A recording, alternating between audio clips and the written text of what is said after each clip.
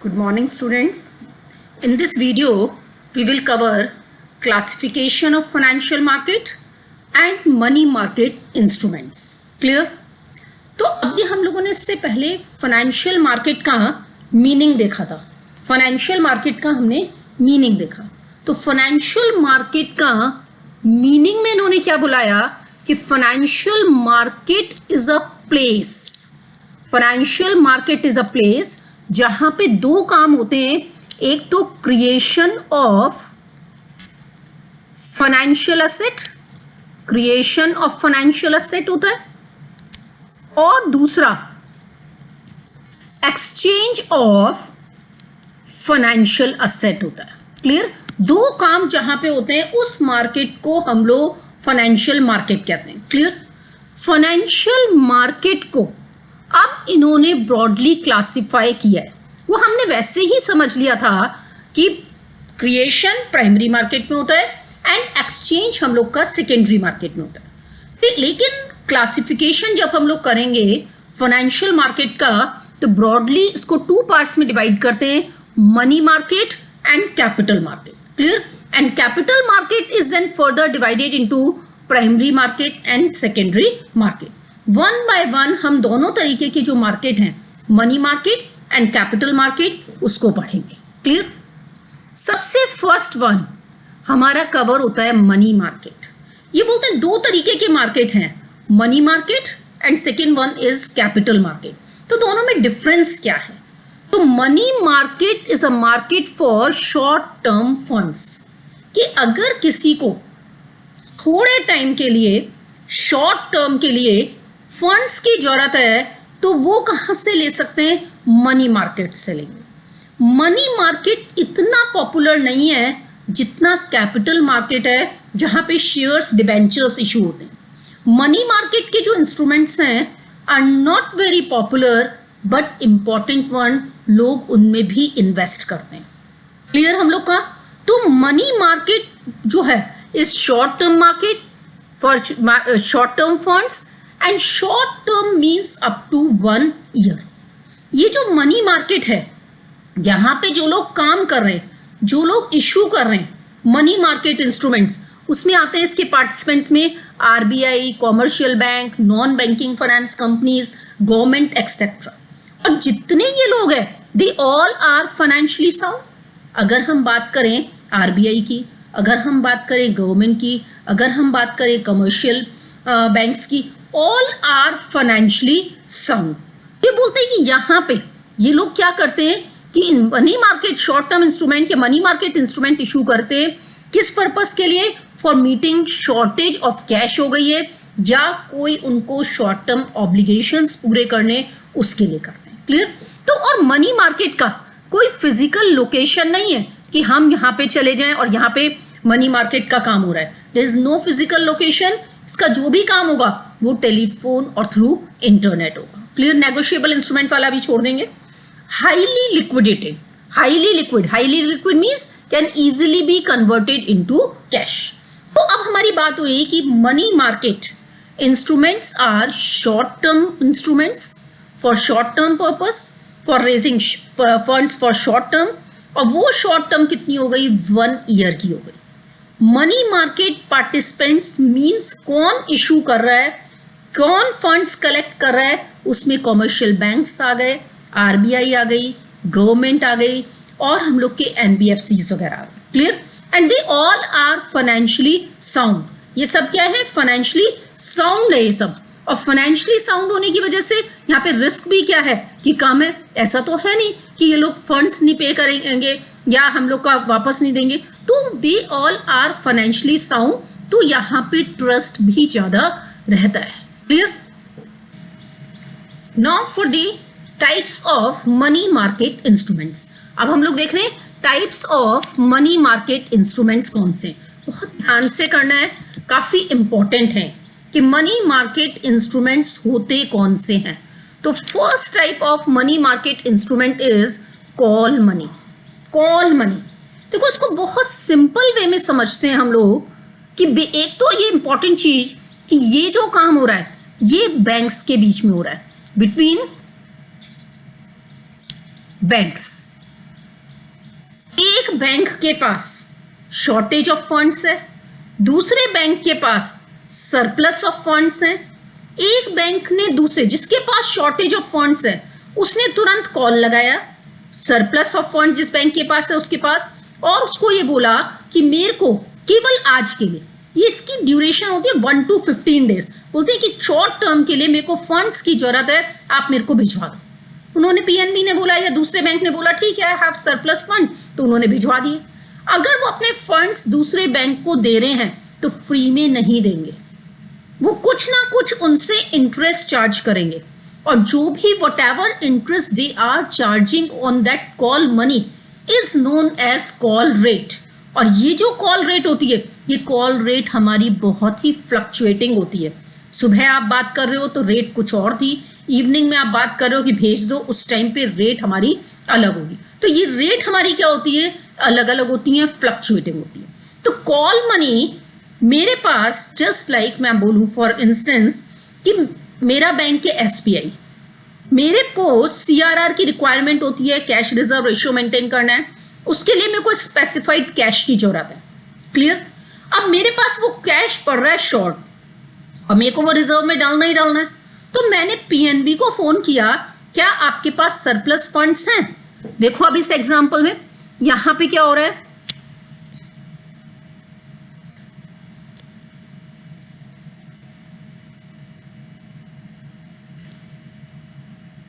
यहां पे देखो, यहां पे क्या हो रहा है कि एसबीआई के पास को सीआरआर रिक्वायरमेंट मेंटेन करनी थी, शॉर्टेज ऑफ फंड्स उनके पास हैं, उन्होंने तुरंत कॉल लगाया किसको, पीएनबी को, क्योंकि उनको पता चला कि पीएनबी के पास सरप्लस फंड्स हैं।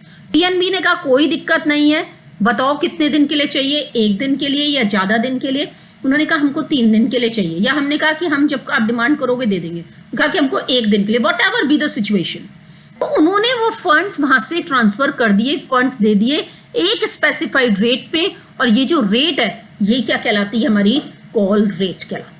क्लियर? तो जिस रेट पे एक बैंक दूसरे बैंक को उसकी शॉर्ट टर्म शॉर्टेज रिक्वायरमेंट को पूरा करने के लिए फंड्स देते हैं वो कहलाता है कॉल मनी, और जिस रेट पे देते हैं वो रेट हमारी कहलाती है कॉल रेट। और ये जो कॉल रेट होती है ये हमारी कॉल रेट बहुत फ्लक्चुएटिंग होती है, मींस कि उसमें बहुत ज्यादा उतार चढ़ाव होता रहता है, वो ऊपर नीचे होती रहती है, सुबह में कुछ है शाम को कुछ हो जाएगा। तो इस तरीके से बैंक्स अपनी शॉर्ट टर्म जो नीड्स हैं उनको पूरा करते हैं मनी मार्केट इंस्ट्रूमेंट के थ्रू, वो कहलाता है हमारा कॉल मनी कहलाता है। क्लियर हम लोग का? अगर 1 दिन के लिए होता है इसको कॉल मनी बोल देते हैं, 15 दिन तक के लिए होता है इसको नोटिस मनी बोलते हैं, और उससे ज्यादा होता है तो उसको टर्म मनी बोलते हैं। क्लियर? तो कॉल मनी। सेकंड, इसके बाद हम लोग का आता है ट्रेजरी बिल्स।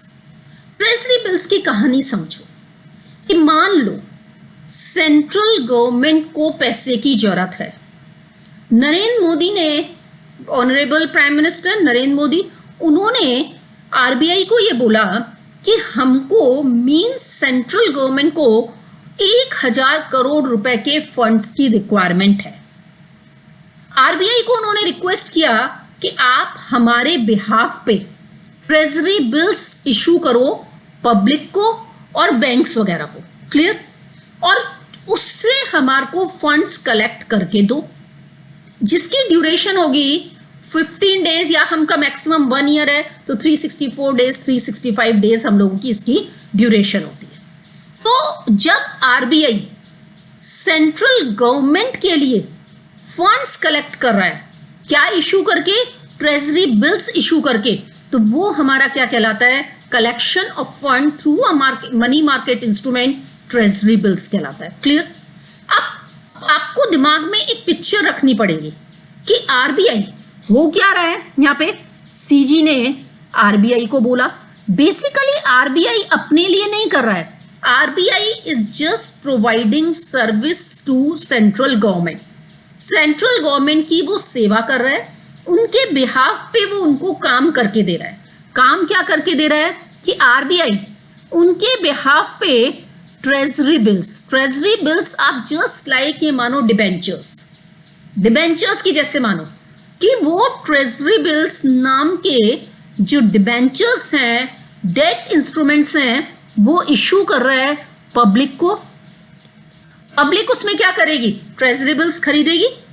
क्लियर? जैसे आप डेट्स डिबेंचर्स खरीदते हो और पैसा देते हो, ऐसे ही आपने ट्रेजरी बिल नाम का डिबेंचर खरीदा और आप लोगों ने क्या करा कि यहाँ पे आरबीआई को पैसा दे दिया। आरबीआई ने फंड्स कलेक्ट करके किसके पास पहुंचा दिए? सेंट्रल गवर्नमेंट के पास पहुंचा दिए। तो अगर आपसे पूछा जाए who will issue treasury bills, तो treasury bills are issued by RBI on behalf of central government. Just like debentures अपने दिमाग में रखो कि जैसे कंपनीज डिबेंचर्स इशू करके पैसा कलेक्ट करती हैं, ऐसे ही आरबीआई सेंट्रल गवर्नमेंट के लिए ट्रेजरी बिल्स इशू कर रहे हैं और पब्लिक से पैसा कलेक्ट कर रहे हैं। क्लियर? अब ये जो ट्रेजरी बिल्स हैं, इन ट्रेजरी बिल्स को यहां तक समझ आ गया। सेंट्रल गवर्नमेंट ने रिक्वेस्ट किया आरबीआई को, आरबीआई ने रिक्वेस्ट के बेसिस पे ट्रेजरी बिल्स इशू किए। किसको इशू किए? पब्लिक एंड बैंक्स को, जिनकी ड्यूरेशन 14 से 364 डेज थी। क्लियर? अब ये बोलते हैं कि ये जो ट्रेजरी बिल्स हैं इनको जीरो कूपन बॉन्ड भी कहते हैं। भाई आज आप ये बताओ कि आप डिबेंचर्स में पैसा क्यों लगाते हो? आपको कुछ इंटरेस्ट मिलता है उसके ऊपर, इसलिए लगाते हो। अगर मैं ये बोल रही हूं कि इन ट्रेजरी बिल नाम के जो डिबेंचर्स हैं, डिबेंचर्स नहीं, मैं नाम दे रही हूं आपको समझाने के लिए, ट्रेजरी बिल्स नाम के ये जो डिबेंचर्स हैं, अगर मैं ये बोलूं कि इस पे आपको कोई इंटरेस्ट नहीं मिलेगा, तो आप तो एक इन्वेस्टर हो ना, तो आप क्यों इन्वेस्ट करोगे? आप क्यों उन डिबेंचर्स में पैसा लगाओगे? आप क्यों ट्रेजरी बिल्स में पैसा लगाओगे? ये बोलते हैं कि इनका दूसरा नाम होता है जीरो कूपन बॉन्ड। क्यों? क्योंकि इन पे जीरो इंटरेस्ट मिलता है। अब हमारे कान खड़े हो गए कि जब जीरो इंटरेस्ट मिलता है तो मैं अपना पैसा क्यों दूं? मैं अपना पैसा दे कौन रहा है? पैसा पब्लिक दे रही है। तो हमने बोला पब्लिक पैसा क्यों लगाएगी, पब्लिक पैसा क्यों देगी, हम तो पैसा नहीं लगाएंगे। तो इन्होंने बोला कि जीरो कूपन बॉन्ड का मतलब क्या है? इट मींस कि मनी मार्केट इंस्ट्रूमेंट और treasury bills are issued at discount and redeem at par. उन्होंने कहा भाई डरो मत, इंटरेस्ट नहीं मिलता लेकिन आपकी इनकम होगी। तो हमने कहा हमारी इनकम फिर कैसे होगी? पब्लिक बोली हमारी इनकम कैसे होगी? जो हम आरबीआई को पैसा दे रहे हैं, वो ट्रेजरी बिल्स खरीद रहे हैं, हमको क्या मिलेगा? बोले आपके ये जो है एक तरीके का लोन है आरबीआई के ऊपर। इस लोन को आरबीआई 365 दिन के अंदर अंदर पे करेगा, उसका पेमेंट करेगा। बोले पेमेंट कैसे? बोले कि ये जो होते हैं treasury bills are issued at discount and redeem at par. बोले इसका क्या मतलब हुआ? बोले इट मींस कि मान लो, उन्होंने समझाया कि आप मान लो कि ये जो एक तो ये चीज क्लियर ध्यान में रखो कि treasury bills are issued, minimum value उनकी एक ट्रेजरी बिल की 25,000 होती है, 25,000 और इट्स मल्टीपल्स। क्लियर? तो मैंने यहां पे बात करी कि ट्रेजरी बिल्स इशू किए, मैंने वो ट्रेजरी बिल खरीदा जिसकी वैल्यू मैंने कहा 25,000 रुपए थी। फेस वैल्यू उसकी कितनी थी? 25,000 रुपए वाला फेस वैल्यू वाला मैंने परचेज कर रही हूं, या आरबीआई ने जब निकाले तो मैं उस ट्रेजरी बिल में इन्वेस्ट कर रही हूं 25,000 वाले में। क्लियर? 25,000 वाले में मैंने बोला इनको जीरो कूपन बॉन्ड बोलते हैं। इसका मतलब है इशूड एट डिस्काउंट। तो इसकी फेस वैल्यू तो कितनी है? 25,000। तो ये बोलते हैं कि कंपनी आरबीआई इस पे डिस्काउंट दे रहा है 10%, या मैंने बोला 5,000 का उन्होंने डिस्काउंट दिया है। इट मींस वो ट्रेजरी बिल खरीदने के लिए मेरे को पेमेंट कितने का करना है? इशूड एट डिस्काउंट मेरे को देने, फेस वैल्यू तो कितनी है उसकी? 25,000।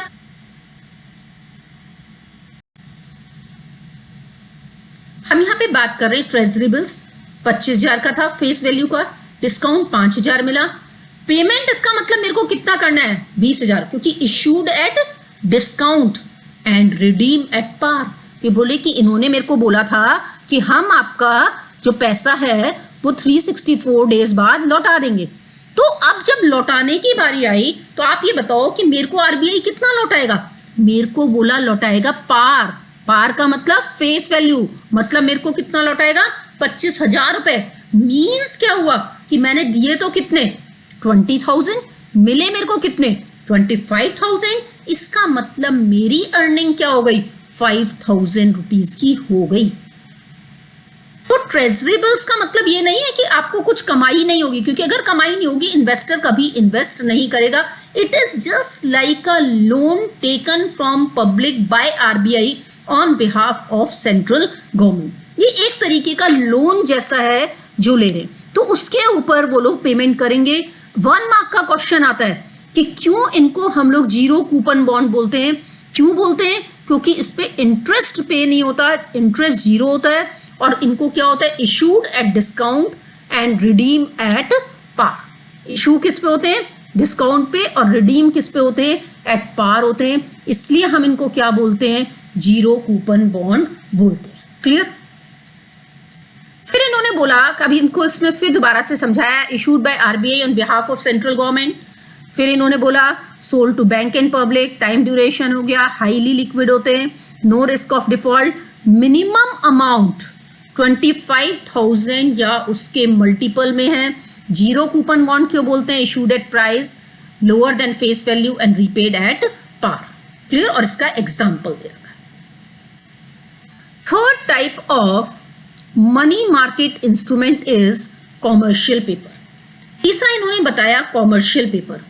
देखो कॉमर्शियल पेपर्स में क्या होता है कि जो बड़े बड़े बिग कॉर्पोरेट हाउसेस हैं, अगर उनको टेम्परेली अगर उनको कैश की रिक्वायरमेंट है तो वो लोग क्या करते हैं कि कॉमर्शियल पेपर्स इशू करते हैं। और कॉमर्शियल पेपर्स इशू करके वही है, मतलब नाम अलग अलग हो गए, कॉमर्शियल पेपर के रूप में वो लोन ले रहे हैं पब्लिक से, तो वो इशू करते हैं, पब्लिक उसमें पैसा लगाती है कॉमर्शियल पेपर्स में, और स्पेसिफाइड टाइम बाद उसका पेमेंट हो जाता है।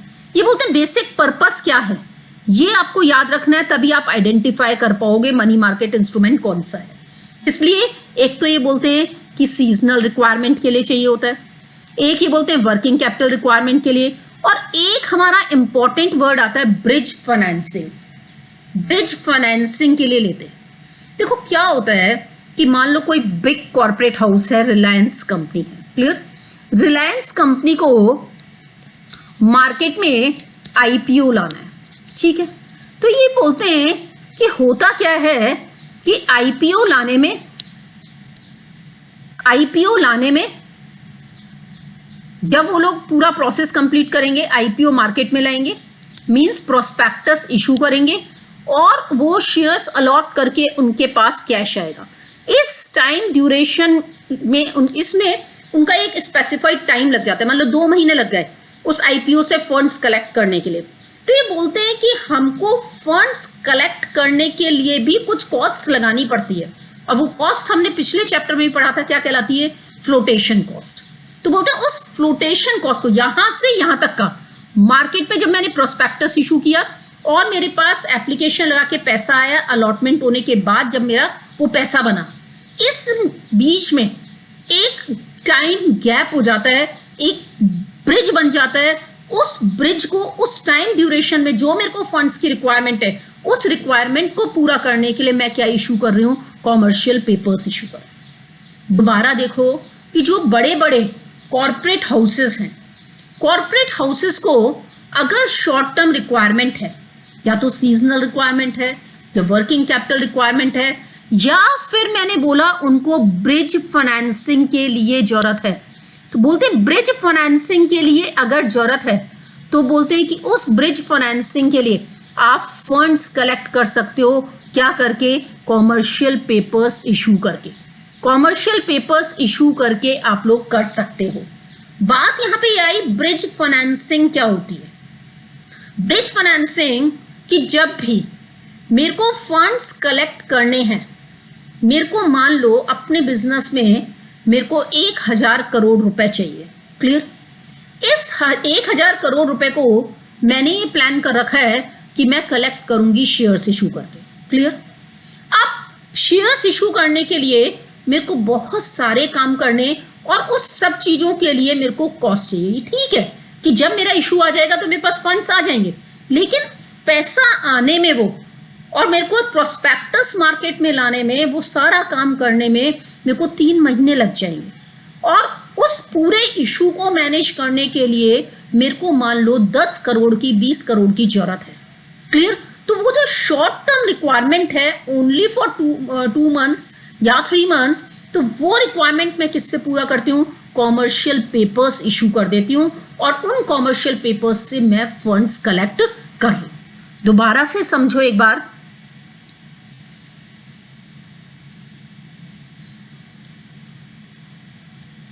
एक बार हम लोग इसको फिर क्लियर करते हैं कि क्या हुआ, कैसे हम लोग की सिचुएशंस चल रही हैं, क्या रिक्वायरमेंट कहां पे आ गई है फंड्स की।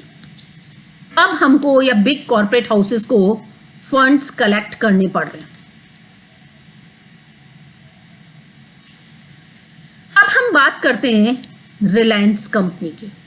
ठीक है, रिलायंस कंपनी को 1000 करोड़ रुपीस की जरूरत थी। 1000 करोड़ रुपीस के लिए उन्होंने एक आईपीओ लाना था। क्लियर? आईपीओ लाने में और अलॉटमेंट कंप्लीट होने में यहां पे उनको 3 मंथ्स का टाइम लगना था। इन सब चीजों को मैनेज करने के लिए पैसा आ जाएगा 3 महीने बाद, 1000 करोड़ रुपए, लेकिन इन सब चीजों को मैनेज करने के लिए हाल फिलहाल 3 महीने के लिए उनको 10 करोड़ रुपए की इस ब्रिज को पूरा करने के लिए चाहिए थी, इस गैप को पूरा करने के लिए चाहिए थी। तो इस गैप को पूरा करने के लिए अपनी फ्लोटेशन कॉस्ट को मीट आउट करने के लिए उन्होंने इस 10 करोड़ रुपए को कलेक्ट करने के लिए क्या इशू किए? कॉमर्शियल पेपर पब्लिक को इशू किए और वहां से उन्होंने अपनी शॉर्ट टर्म फंड्स की रिक्वायरमेंट पूरी की। 2 मंथ्स बाद, 3 मंथ्स बाद, जो भी उन्होंने अपने कॉमर्शियल पेपर्स की ड्यूरेशन रखी होगी, उसके बाद वो लोग क्या करेंगे कि वो पेमेंट कर देंगे पब्लिक। तो एक तरीके का ये भी लोन जैसा ही हो गया जिसका विद इन अ ईयर वो लोग पेमेंट कर देंगे। तो किस लिए लेते हैं कॉमर्शियल पेपर? सबसे पहले कौन इशू करता है? Big corporate houses. किस लिए इशू करते हैं? 3 रीजंस हो गए, या तो सीजनल रिक्वायरमेंट के लिए, या वर्किंग कैपिटल रिक्वायरमेंट के लिए, या हम लोग बोलेंगे ब्रिज फाइनेंसिंग के लिए। ऐसे मान लो उनको आईपीओ नहीं लाना, उनको लोन भी लेना है, तो लोन लेने में भी पूरा एक प्रोसेस लग जाता है। It takes a time, 2 months 3 months, बीच में उस ड्यूरेशन में जो मेरे को बिजनेस स्टार्ट करना है, मेरे को फंड्स की जो रिक्वायरमेंट है, उन रिक्वायरमेंट्स को पूरा करने के लिए मैं कॉमर्शियल पेपर्स इशू कर सकती हूँ, या तो सीजनल रिक्वायरमेंट के लिए, या वर्किंग कैपिटल रिक्वायरमेंट के लिए, या फिर ब्रिज फाइनेंसिंग के लिए। Next money market instrument is certificate of deposits. Certificate of deposits ये बेसिकली इशू करते हैं कॉमर्शियल बैंक्स और फाइनेंशियल इंस्टीट्यूशन। ये बोल रहे हैं कि ये सिचुएशन क्या है? ये वो सिचुएशन है जब बैंक्स या फाइनेंशियल इंस्टीट्यूशन के पास क्या हो रहा है कि जो डिपॉजिटर्स हैं, डिपॉजिटर्स जो हैं वो तो कम है, लेस इन नंबर, जबकि हम लोग के बोरोअर्स हैं जिनको लोन चाहिए, वो हम लोगों के बहुत ज्यादा हैं। क्लियर? तो बोलते हैं इस टाइम में बैंक का रोल कैसे चलता है? एक हाथ से आता है, डिपॉजिटर्स डिपॉजिट कराते हैं और वो उस डिपॉजिट किए हुए अमाउंट को बोरोअर्स जो होते हैं उनको दे देते हैं। तो ये बोलते हैं कि अगर ऐसी सिचुएशन आ गई कि मान लो हम ये बात करें कि जो डिपॉजिट है वो तो है 1 लाख का और जो मांगने वाले हैं वो खड़े हैं 2 लाख के, तो ये बताओ बैंक यहाँ पे लोन कैसे देगा? और अगर बैंक मना करेगा तो भी अजीब बात है, क्योंकि बैंक का एक प्राइमरी फंक्शन क्या है? लोन देना। तो बोलते हैं इस कंडीशन में इस गैप को पूरा करने के लिए ये जो लोन देने के लिए पैसा कलेक्ट करते हैं वो क्या करते हैं? सर्टिफिकेट ऑफ डिपॉजिट्स इशू करते हैं। किसको? पब्लिक को, और उनसे पैसा लेते हैं। Deposit growth of bank is slow but demand of credit is high. अगर ऐसी सिचुएशन है तो बैंक्स और फाइनेंशियल इंस्टीट्यूशंस क्या करेंगे? सर्टिफिकेट ऑफ डिपॉजिट्स इशू करेंगे और उनको स्पेसिफाइड टाइम बाद विद इंटरेस्ट पेमेंट हो जाएगा। हम सब पब्लिक हैं। पीएनबी बैंक में ऐसी सिचुएशन आ गई कि डिपॉजिट करने वाले बहुत कम हैं और लोन मांगने वाले बहुत ज़्यादा हैं।